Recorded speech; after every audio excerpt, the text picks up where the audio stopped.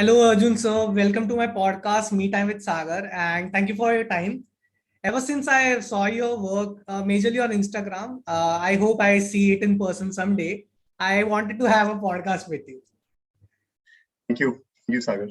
I think like lighting's been very, very exciting, and we're quite excited to see what we do now in the next 10 years. We've just built a body of work for the last 10 years. Quite excited to see how it evolves for us. Yes. So, and glad to see you virtually. It was nice to meet you in person in the Metaverse event. And when I met you, you were like, okay, I know you are FII guy and I know your page. And I was like, what? How you know me? So that was quite nice. So should we roll to the first question? Oh yeah, sure. Go ahead. Yeah. So you're an architect, a photographer, and amazing lighting designer.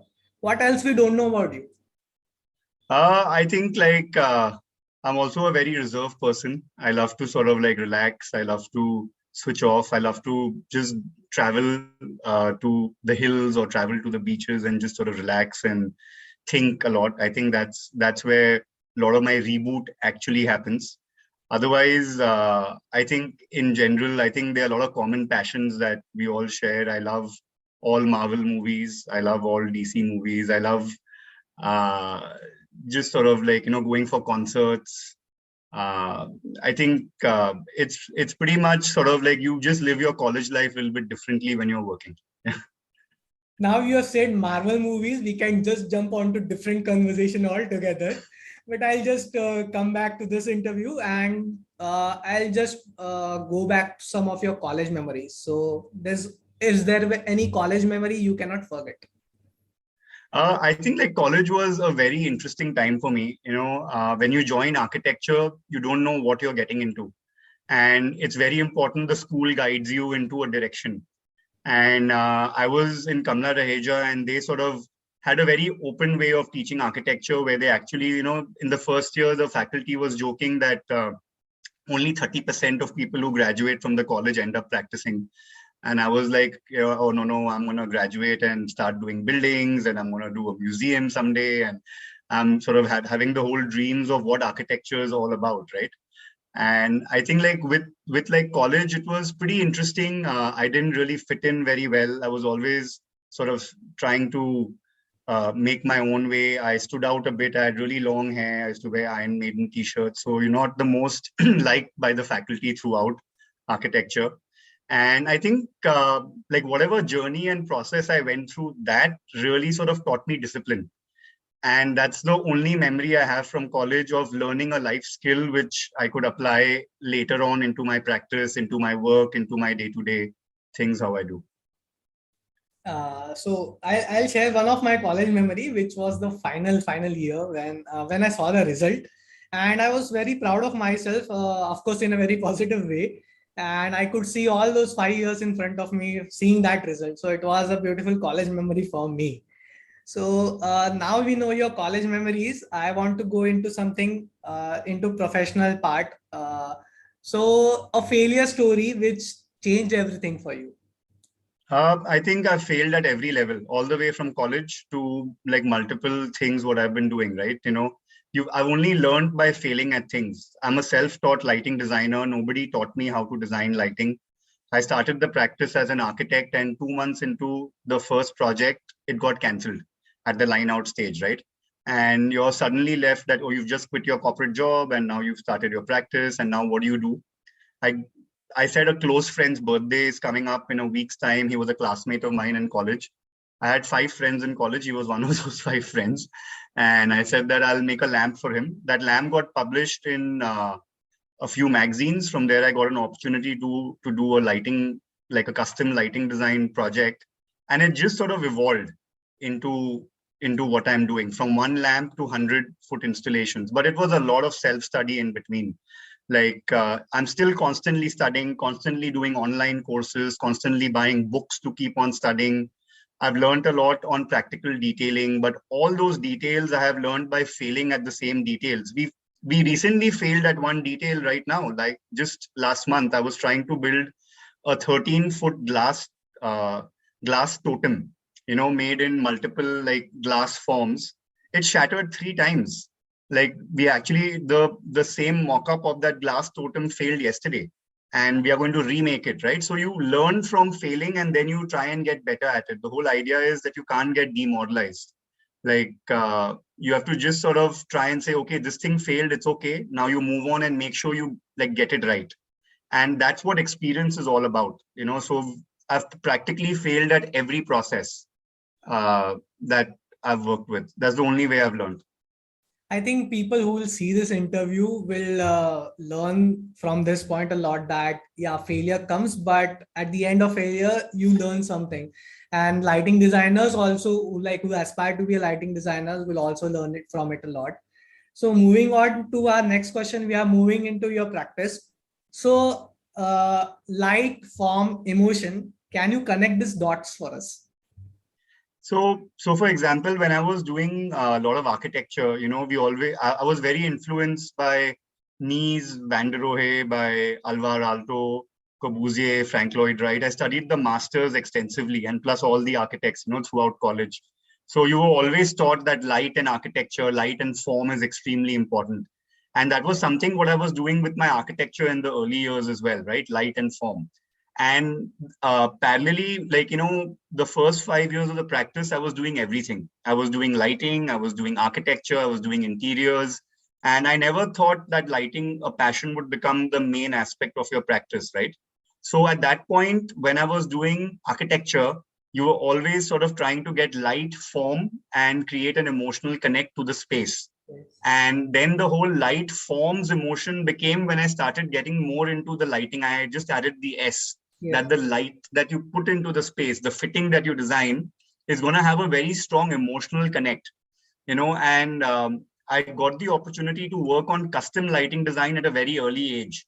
And each time I was experimenting with a new light, experimenting in different regions with different architects. Like, you know, modern architecture for a Bombay architect is so different to what modern design in Hyderabad or Calcutta is. Mhm. And it helped me really try and get what the client mentalities are in these different regions, the like designer mentalities are. This is something which is constantly sort of like a good study for me. And that's where light forms emotion became very important, where I wanted people of these different regions to have an emotional connect to the product that I designed for them. And most of our products, like quite a few of our early ones, they follow a similar architecture process where we have a concept, then we create the shape, we create archetypes and forms, and then we create it. Like a lot of my early works were inspired from architecture, from the Shikhara lighting, which was inspired from the totems on all our temples, mosques. The Bauhaus collection was just inspired from the movement of Bauhaus started by an architect, you know. The geodesic lamp collection from Walter Gropius's experiments, you know. And so I mean, like, you know, I've built that light form emotion over the years. For me, it's a derivative of architecture and how I apply it into lighting. So I think this is we got to know about the philosophy like, as a studio, how you work. So I just want to move into lighting design. So can you tell us about the lighting design process, more about the glass art? Sure. So I mean, like, you know, with like I thought the lighting design process would be a little bit easier, but it's not. You know, I've actually sort of over the years we've listed almost a 40-step process of where we start from the first connect to the client to the end of the installation of the client. You know, and just like architecture, I've broken the project or the way we work into phases. And I think that's like very, very important, where as a studio, when we are like custom designing for most architects, the first phase is where we are sending out our pitches, where we are sending our concepts, sending the designs. So we always ask for the architects or designers to send drawings to us. As an architect who's worked on spaces, it's very easy for me to study the drawings, get a sense of the scale, and sort of start proposing through those drawing processes over there. Once that is done, then we get into the whole fabrication and drawing stages, where all material samples are sent out, shop drawings are made. Like we recently had an exhibition of our 10 years of our work. We were showcasing drawings of light, you know, as one of the major exhibits, where I was showing a lot of my installations and the drawings that went to building them. Some of the installations had over 100 drawings. And those are more drawings than what people put into a building sometimes, every detail, so we try and follow, follow that same process in architecture where we are absolutely picture perfect on paper. Then we go into the fabrication stages where then we meet our fabricators, we start explaining them the process. So in terms of process, where we're sort of sharing that, a lot of once we are done with our meetings, many times we're working with different processes and different materials. Sometimes your fabrication is happening locally here in Mumbai. We're working with different craft sectors around the country. Like sometimes our Chenapatna works come from Chenapatna down south. Sometimes we work with Longpi pottery that comes from Manipur. Sometimes you're working with like a Bidri craft, which is in Bidar on the outskirts of like Hyderabad, over there. So it's very sort of tricky to sort of try and get all these materials together to fit together. That's why drawings are extremely important. And that's something that I stress a lot in the studio. With terms to glass, for a very long time, we were sort of working with external glass makers. Till we started our own factory called the Rural Modern Glass Studio. We were working with glass factories in Firozabad, where it started out. Then I was working with glass factories in China, glass factories in Europe. Czech Republic and Poland were the two hotbeds. Italy, we've ordered a lot of glass in the past. I've bought glass from Africa also, from some studios there. So each time when you're working with so many different craft sectors and different materials, it's very important it all comes together. And when we do our detailing, you have to also keep flexibilities for their mistakes. See, when you're working in India, you can try and cover up your own errors, but the fabrication errors, the glass errors, those are something what your details have to really factor in when you're working here, like in India. It's not as easy as making a drawing for a glass object and it comes out precisely what you want. Sometimes the opening is going to be 5 mm more, 5 mm less. You have to change your entire metal fitting to fit that. So a lot of those processes that we set are working around that how do we reduce the reworks and reduce the errors and the checks. So that's where a lighting design process in custom has become. I think similarly in architecture, you do those processes so the site goes in a smoother manner. Now, at the same time, when we are sort of doing this detailing, we are also coordinating with the project site. So as an architect, I know when the light has to reach there, at what stage, what process should be done, when should you install ply, when should you do the wiring, how to change the wiring points, at what stage. So all of those stages of architecture get coordinated by our studio, mixed into this 40-step process what we are doing in the studio. So it becomes easy as a service provider for the architect, where they are not following up with you constantly for basic processes, where your team's anyway coordinating it with their site team. And then the installation bit is the most fun and challenging part, where it's the whole test and the exam, right? That everything has to fit together in a very smooth and quick manner. So a lot of my detailing has sort of changed over the years to see how things can get installed very quickly at site, how they can be transported in a very modular manner, how you can design something in Bombay, execute in Calcutta, execute in Bangalore, execute in London, tomorrow. So that style of thought process is constantly sort of like evolving for us. It must have been a crazy when the lighters, like on a site day, it would be a crazy day for you, installing everything and get understanding, like making the contractor understand everything and doing that. And I've also seen the details of the drawings you were talking about when you had that 10 years event. So I saw that lighting a story where with all the drawings and everything, and those were so much of details. Like I've never seen a lighting drawing with so much of details. And also, I would like to congratulate you for completing 10 years in the industry. Thank you. So, I was not there for the event, but maybe next time I'll be there in that event. No, we're planning to get a publication of this out actually. We're going to call it the 1001 publication. So the 1001 talks about 10 years of Arjun Rathi design and 1 year of rural modern glass. Oh. And whatever we showcased in the exhibition with some add-ons, it's going to be the studio's first publication that goes out. As architects, you used to read a lot of architects, they used to write. There used to be this joke by Frank Lloyd Wright that now Corbusier has finished a building, he'll write 2 books about it, and so important to just write about what you're thinking, what your theory is. And I think that was something what I wanted to do with the glass studio to open it up. So this publication will probably be a set of the compilation of whatever we showcased into a very neat, thin publication. And I'm thinking every year we can get one out, like, from the studio perspective. I love to see that publication when it's out. So Surely. I always wanted to ask you this: how you name your products when you design the shikara, the loop lamp, and my personal favorite was the candy collection. I self renamed it as Candy Verse. Okay, so I just wanted to know how you like name the products. So I think, like, with the earlier products, like I said, a lot of them came inspired from architecture. The Shikara is very clearly sort of inspired from Buddhist stupas. But the key thing is that it's got the 5 elements in it: earth, fire, wind, water, ether. And the more you study architecture, you realize how so many religious structures are so similar because of the architecture. Like, just the same elements are represented differently in the building. And I wanted to sort of take inspiration from there and apply it into a product.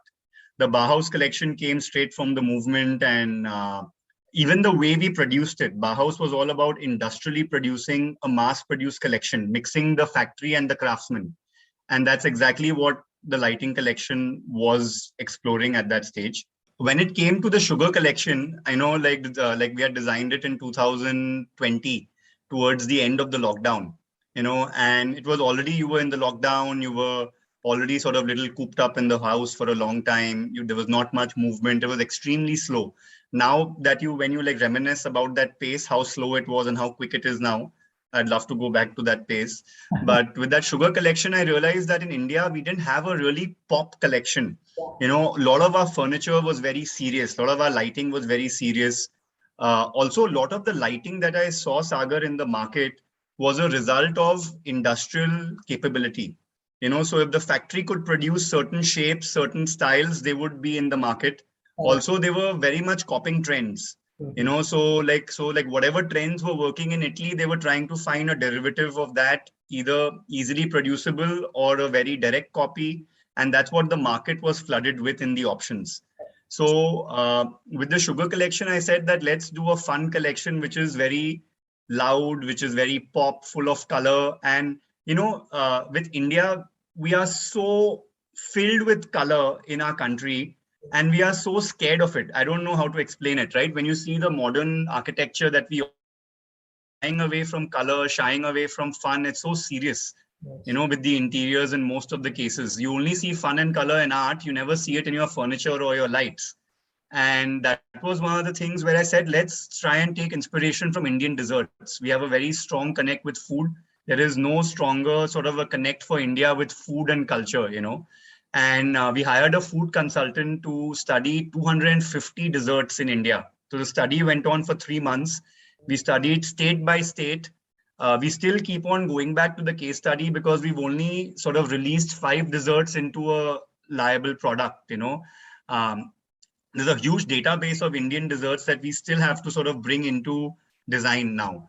So we studied everything from the process of making the dessert, the ingredients, to the textures, and then we picked sort of 5 things which I felt had immediate potential.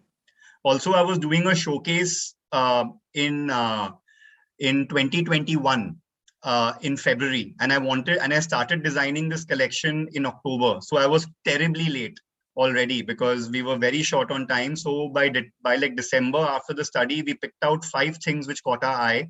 First was the candies of India, the orange candy, pan pasan, the poppins, and all those bright colors. Then the bullseye candy came in, which became the signature for the collection in a way. And those were exploring art glass for the first time. At that point, I'd like to share the process with you. I contacted every glass artist in the country, and everyone refused to make that glass. Then I reached out to a lot of the international glass community.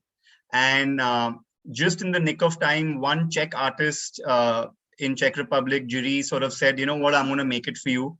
And he made it for me, and he sent it down like a day before we left for the exhibition in January, So it came in the nick of time. So that's how the candy collection came out, with the whole bullseye. Just to sort of expand upon it, that glass, when it came down, was so expensive. It inspired me to start my own factory here, that if I want to explore art glass in the long run, how do I do it? Like, if the glass is coming from Czech Republic at this expense, who's going to buy it? And I always wanted good design to be as affordable as possible. There's a lot of cost when you're making things one at a time in what we do. But I still wanted it to be that we worked so hard to get our like finishing level at the quality what you buy from Italy, if not better, and suited for the Indian market. But let's make it more affordable. Let's not price it at the same price you buy it from an Italian brand. And that's how the glass studio came out. The other aspects of the sugar collection came from desserts like the pan, which is a signature in all over India. Like every state had a different style of pan. It was something exciting. The motichur laddu, one of my favorites. So we created a typology of light called the ceiling flush mount light. So flush mount lights were very popular from like all up to 1970s before your spotlights came. For a long time, people were using ceiling mounted lights, table lamps, standing lamps, wall lamps, chandeliers as the only source of lighting for your space. And over time, once the spotlights and technical lighting market built up, like a lot of people were sort of finding their balance between the two. But that whole idea of the ceiling flush mount almost like diminished in the last 30 years. Very few people end up using it. So I wanted to bring that format back, and we got that in the motichur, in the chocolate light over there as well. So we just thought it would like most of those lights, they are derived from the texture of the dessert that we studied, but also technically sound. Where, for example, the chocolate light is like a panel light. So instead of like putting a Philips panel on your ceiling or a panel light from a brand you would buy, you could put the chocolate scone and still sort of have that same effect of light that comes into the space. So a lot of our works were sort of like technically detailed in formats of living, the way we designed our frames. So I've studied maybe 100 plus living rooms over the last year, few years of working. Every like living room, apart from having differences in the space and the layout, they are relatively designed in the same way, how the light has to be centered. Either the light can be centered, it can be in the corner, it can be in certain positions, there might be a fan over there. So you're creating these different typologies and formats. And all the formats in the sugar collection are actually done with that idea of design where they all are interchangeable, extremely customizable, and exploring different materials like glass, leather, ceramic in the motichur, and like bunch of other processes there. I hope some of those from the sugar collection is installed in Nagpur someday. I would love to see those. I will, yeah. So now this is the last question in this segment, and we are going into the personal zone of the question. So as the name says, me time with Sagar. We will how you spend your free time, or how lazy do you get on Sunday, or when you're not working? I think like the Sundays are a bit of a rush. There is no Saturday, there's no Sunday, there's no Monday. All days are almost the same. I think when you're running a practice, it's whenever you need to take a break, you take a break, or whenever you can get to take a break, you take a break. Even today on Sunday, like today's the day I'm going to sort of try and plan out my week, use this time for reading. There's like a whole set of books which I've sort of got from my last trip from Italy. I'm going to start reading those. I'm going to take that time to reconnect with clients who I haven't called back. Like there's so many clients who I can't call back. Even after 2 days, sometimes you're not in the right mind space, you're not in the right frame, and they're calling you at the worst time when you're at site or at the workshop. I'm going to call all of those guys back, just run through all the emails. So it's sort of like, in a way, that does become a bit of an unwinding sort of a session at that point. Pretty busy Sunday, I think you are having. So now let's move on to something fun. And this is a rapid fire round, specially curated for architects and designers. And I have also done my homework for first question. Okay, great. Okay.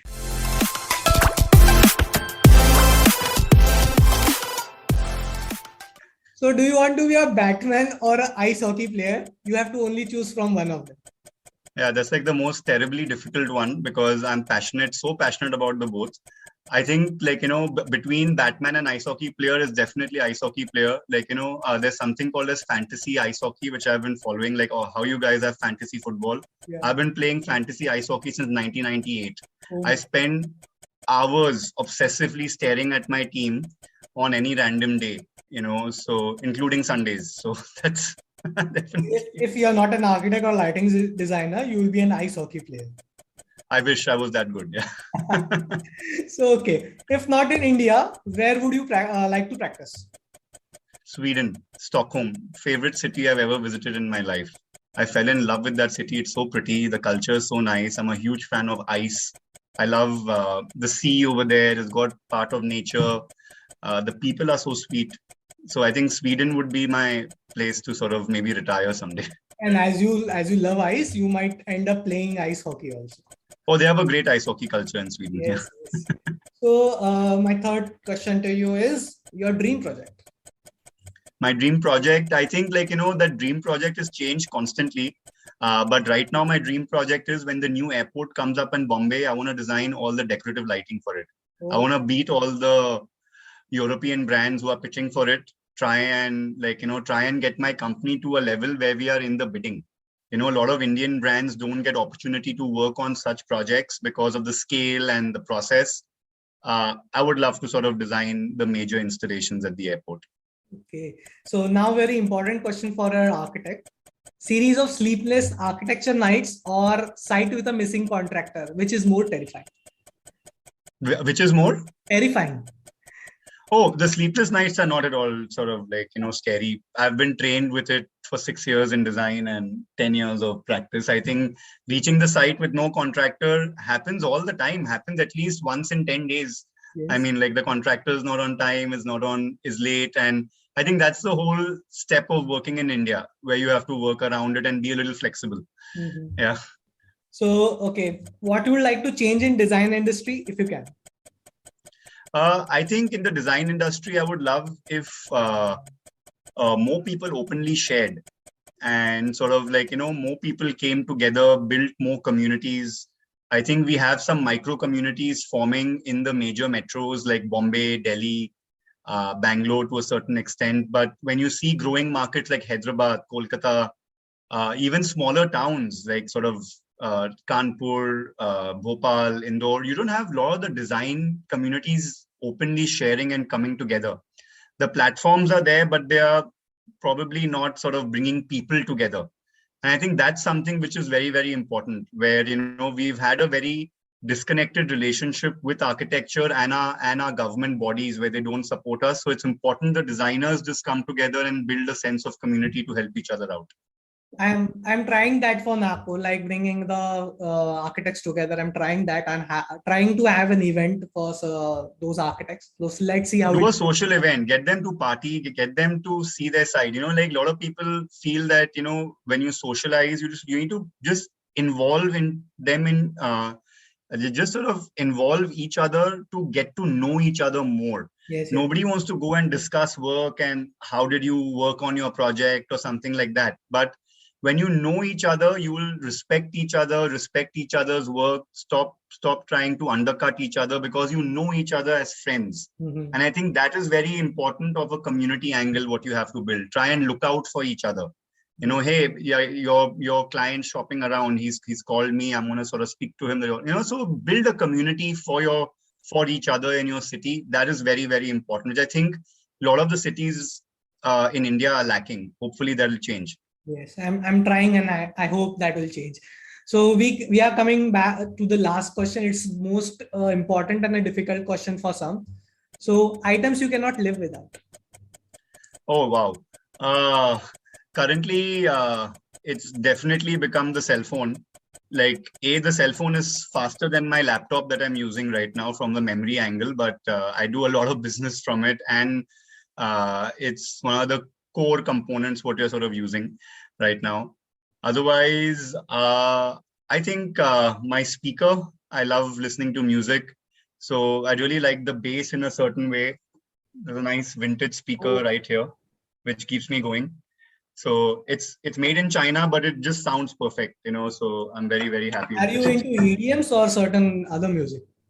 I think I have a very wide spectrum of music. We all started out, at least from my generation, in rock. In college, I had hair till my waist, which was partially dyed red. That's why my faculty hated me. And so a lot of rock influence, a lot of EDM I have grown into for a long time. I did not like it, but the energy, just when you go to a concert and you see so many people vibing to a certain music, you're very like, I'm very like receptive to other people's energy. So I think that was that really attracted me to that genre of music. Jazz is obviously one of my favorites, and seeing some of the new age artists working in different ways, sort of like using jazz in a very new age way, mixing various genres with jazz. It's been a lot of fun with music to see that experimentation happening. I think my the music which gives me energy is South Indian music. The South? South Indian music. It's Oh, like South Indian music. there are like Yeah, it's very nice. they use Indian instruments and the bass and the music. It's very nice. Like it's give you energy. Whenever I'm down, I listen to that music. So in fact, when we were making a video for the Shikara light, it's on YouTube. Yeah, yeah. It's, I had a friend of mine who's a really good EDM composer. So we took a South Indian Karnataka beat and we remixed that into an original song. So the whole idea of sort of like, taking inspiration from music has been very, very close to me. My thesis was music and architecture. So a lot of study with Indian music overall. I love the genre overall. so I was not sure that I would ask you this question in the interview, but I want to Yeah. ask you apart, like not in the interview. Wala, Totally. but so you always talk about your hair, and I like the particular style of dress you wear. So how it came? So like, in 2011, I had gone for New Year's in Hong Kong, and all my friends were shopping at H&M and all that. And it was New Year night, right? And I'm sitting in H&M for 1.5 hours waiting for these girls to shop. I've already planned my outfit for the night and everything. And then I was going around, they went to billing, and in the billing, they had these suspenders lying in the checkout counter line at H&M. I picked up 2 pairs, and you won't believe I didn't know how to wear them. So, and then the next day we went to some Hong Kong market. I picked up 4-5 pairs again because they look so pretty, the way they were detailed, the weaves, and I brought them all to India, and my dad showed me how to wear them. And I was working with India Bulls at the time as a senior architect with them. I was designing buildings for them. So I've been working with them for like a year, now. And like, December, like New Year happens, Jan first week, sometime around Jan 10th, Jan 12th, I finally decide, let's wear one pair of suspenders and go to office today. So I put it on, I wear a white shirt, black pant, black suspenders, and I go. And suddenly, like, I reach the lift lobby and I'm carrying my bag, right? And the watchman thinks I'm some MD of the company. He runs, grabs my bag, takes me to the special MD lift. I'm up. He's like, no, sir, I'll drop your bag to your cabin. So we walk into the massive open plan office, and he, sir, which cabin is yours? And I'm like, no, I'm on that desk. And it was like, so it just sort of built out of the fun element from there. But I also found it very comfortable. Like, belts dig into your waist. So like, also I don't advise it if you want to have a fixed sort of a waistline, because you'll expand and contract and you won't know. Because with the belt, you at least know when you jump a loop. With suspenders, it just keeps expanding. But it just sort of stuck with me from there. And I'm very consistent overall. Once I get into one thing, I don't think I change it very easily.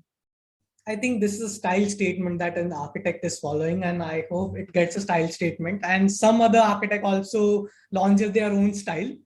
So I think we are done, and I know we got to know about you from your music taste, from being an ice hockey player and not a Batman. So I think Batman would not be happy listening this. So we got to know your journey and learn from you. And coming back to your rapid fire performance, your winner and jury has selected you. So as a ritual, from our last episode, there's a gift you have to give to me. So Okay. please say to the camera and say subscribe to f.y.i Art and follow him on Instagram too. So I think, like, your this online sort of blog, which evolves in, I hope it evolves into a magazine and a publication in the future. I think it's a great initiative. I hope it brings a lot of communities together, and I'd always encourage students to sort of follow such blogs. Please follow f.y.i Architecture on Instagram, YouTube, and let's hope we can have some great discussions on your platform that you create, Sagar. Very excited to see where it goes. And thank you for giving time for the interview, the podcast. I hope we see it we see it today. So yeah, thank you so much. Thank you so much, Sagar.